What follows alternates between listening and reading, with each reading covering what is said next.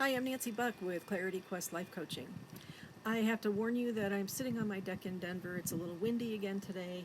There's a person behind me putting a deck together, and it's a little noisy, so forgive me for the background noise.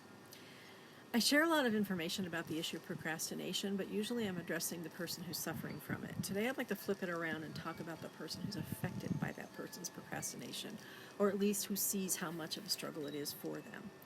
Somebody who struggles with procrastination has deeper issues often from their past than they even might realize, and that goes to the messaging that goes on in our head that might get in our way.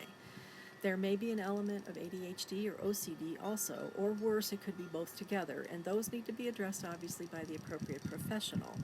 So the best way we can help them is to be kind and patient. A procrastinator often doesn't start an undertaking because there's an overwhelming sense of what lies ahead, and it feels monumental. Emphasis on monumental. What it looks like at the end of addressing it can likely be visualized, but everything in between is just a huge gray mass, and it's just too dense to see clear lines through it for tackling it. Well, some people will say, well, just make a task list already and just check it off as you go, but for some, it might be easier to treat it like a jigsaw puzzle. Just like, say, you're working a puzzle and there's a lot of red pieces. Gathering those together and seeing what fits allows you to then have a group of those pieces already put together that can be attached to the rest of the puzzle as it develops. So there are sections that can be completed that don't require huge amounts of effort, and there a task list may be relevant, but then it's applied to a much smaller activity. Treating somebody harshly who's stuck just serves to make them feel embarrassed and stirs feelings of failure. Encouraging them to see small ways to tackle a project helps them to build steps toward a larger goal. I've had my own issues with procrastination, and there's been a lot of things happening in my life that have caused a feeling of complete overwhelm in multiple areas. When my mother passed, there were a lot of things that got boxed up and sat in my garage for a long time waiting for my sister to pick them up. Well, she never came.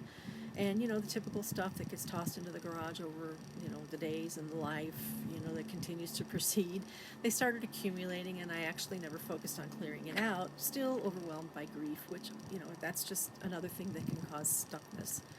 I had a nephew who wanted to help me, but his inclination to throw things out without any consideration for value left me with a feeling of total anxiety. Plus, I'm one of those people who has a photographic memory, so if he were to organize it, I would never know where to find things. I didn't take advantage of his offer of assistance because I just knew I wouldn't be able to do it at his pace, and it would be more stressful than I would be able to tolerate.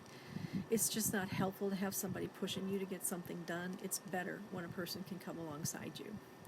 But at least at his encouragement, I was able to get motivated enough to tackle it. So I started with things I could sell, and started putting ads on Nextdoor.com and Facebook Marketplace. Well, that by itself took some real energy on my part. I was okay with the act of identifying them and putting them all in a place where I could find them once I sold them, but the part about putting ads on Facebook, well, that just felt like work. I didn't want to do it. So I decided to take 3 things a day and post them, and that made it more manageable. And the trick is that as a procrastinator, I had to make a commitment, and that's key.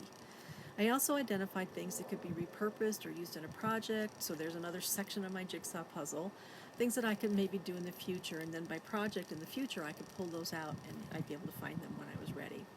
So by category, like a jigsaw puzzle section, I chipped away at the process, and the garage was clean and organized. It didn't happen overnight, but over a period of months, I pushed through the process.